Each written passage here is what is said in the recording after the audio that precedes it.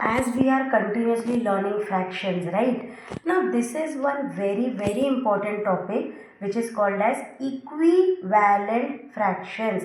Equi word से एक चीज याद आ गया, equal. Equivalent fractions. To find equivalent fractions, multiply or divide both the numerator and the denominator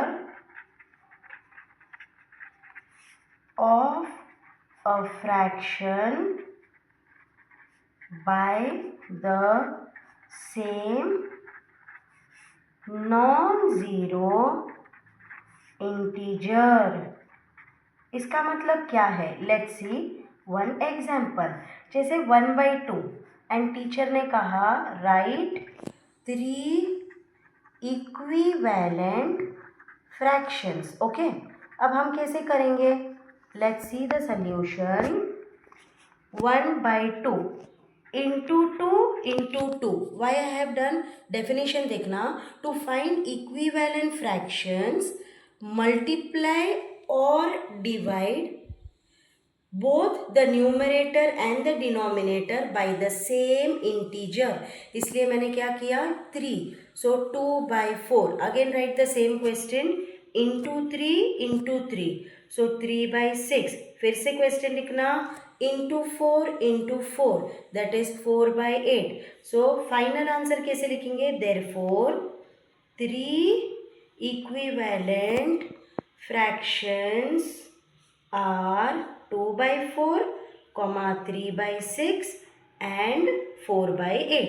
ये था हमारा multiply. Okay, similarly note, similarly we can divide both the numerator and the denominator of a fraction by the same non-zero integer. Let's see two examples over here. जैसे कि एक example which I have already done. For this one more example. Now teacher has given 2/4.